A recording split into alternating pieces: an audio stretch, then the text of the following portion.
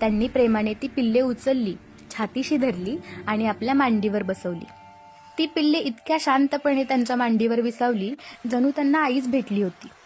खरंच जगन्माता परमेश्वराचा अवतार असलेल्या सर्वज्ञ श्री चक्रधर स्वामींमध्ये त्यांना मातेचे प्रेम लाभले होते. इतक्यात पक्ष्यांचा किलबिलाट अचानक थांबला. ससे, हरिणे भीतीने पळून गेले. जंगलाची स्वामिनी वाघीण तेथे आली होती. भक्कम शरीर, टपोरे डोळे, उंचावलेली शेपटी. तिने पाहिले की एक मनुष्य तिची पिल्ले मांडीवर घेऊन बसला आहे.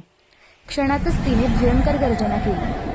एका झटक्यात ती स्वामींवर झडप घालू शकली असती, पण घडले ते वेगळेच.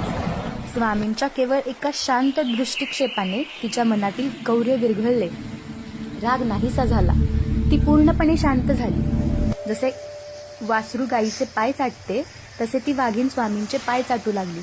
स्वामी उभे राहिले. त्यांनी पिल्ले उचलून त्यांच्या आईजवळ ठेवली. जणू काही ते म्हणाले, बाई, तुझी पिल्ले मी सांभाळली, आता तू त्यांना घे. वाघीण आपल्या पिल्लांना प्रेमाने चाटू लागली. सर्व काही शांत झाले. स्वामींनी पुन्हा आपला पायी प्रवास सुरू केला. हीच ती लीळा वाघिणीच्या पिल्लांची सर्वज्ञ श्री चक्रधर स्वामींसोबत घडलेली. जाळीचा देव, तालुका भोकरदन, जिल्हा जालना येथील आहे.